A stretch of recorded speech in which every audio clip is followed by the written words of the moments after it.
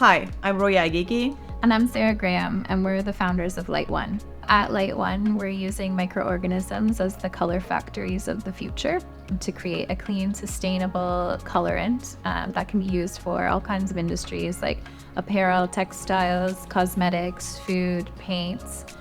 So those are all markets that we're getting into, and we're looking to revolutionize the color industry with our special bacteria. Roya and I started with very similar but separate paths, both of us being in design, me in fashion design and Roya in industrial design. And both of us really wanted to be in design from an early age, but once we were actually in the industry, realized that there was still something missing for us. And for me, that was realizing the impacts that fashion has on the planet. So that got me and Roya as well very interested in materials because the impact is so great from materials. So we started investigating what we could do with that, and that led us to biodesign. And actually, we both went to Europe to study and work within biodesign, which is bringing biology and science together with like the creative and design fields. So through that, we realized that nature kind of has everything figured out. We were introduced to microorganisms, me, bacteria, and Roya has a love of algae. So we were working with these microbial materials for a long time in our practice, and then wanted to bring that back to Canada. And we had known about each other through our work, but connected in the, wanting to bring that back here and start something together. And that's how we came up with Lite-1.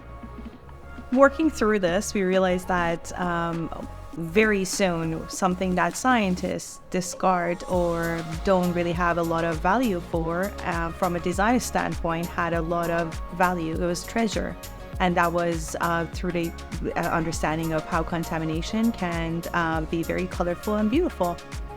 I think spring has been always on our radar. We just didn't know when would be the perfect time to start engaging. And it got to a point that few of the investors that we were talking at the time, they all loved what we were doing and our novel solution and our cause, but nobody knew how to navigate because we were a lot earlier. So to the point that they suggested that Spring Impact would be the perfect fit for us, mainly because it's one of those unique programs that puts impact first, rather than a lot of other focuses that other investors may have. And that was really unique, aligned with our focus and goals. It's a mix because there's a lot of times where you feel doubted for a reason that we can't put our finger on. I mean, we can put our finger on it, but you should, you're like, what is it that we're doing wrong? We're bringing everything we can to the table. We can see how hard we're working, how much validation we have behind us, all the things that we've achieved already, and also building like an incredible support of ecosystem of these experts that also believe in what we're doing and still having that doubt. Especially because of our very unique backgrounds, we don't come from MBA school or necessarily don't have a lot of other startups in our pockets, say that we've done it before. So a lot of the times facing investors or facing this science STEM community, you either have to come from the business background or have done few other startups before to be credited, but we didn't have that. We come from a very unique standpoint, and in this very specific niche industry that we are tackling, not a lot of knowledge is around it. You're talking about colors and dyes, which they're a huge portion of our lives, but they're so ignored and neglected. So coming from that, being women in STEM, operating as designers, trained not in a traditional way as scientists, all in all made it a lot more challenging. And to this moment. But I feel like one of the goals that we have had ever since early on, we wanted to come back to Canada and establish this pathway. So a lot of other people like us, women like us, know that you don't have to follow those very specific traditional rules to get to a place, and you just need to have the passion.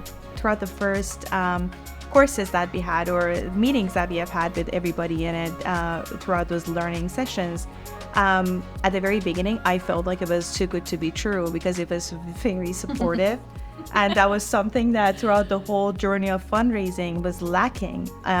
It often felt like we are against the world. We have to prove ourselves, like the 5 steps beyond what anybody else had to. And just being there, being valued was really, really impactful.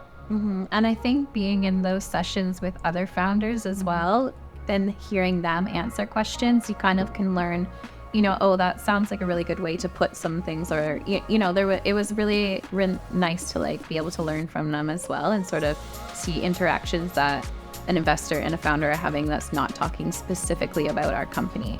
I think that was helpful too. Yeah, for me, it was definitely like too good to be true. I was constantly like, is this really real? Are they really genuinely meaning what they're saying? But then throughout the program, the consistency and the fact that everybody throughout the program, not even the direct program manager, or everybody even behind the scene, were reaching out, offering help. Like, we're asking how they can help. And it was just pretty like amazing.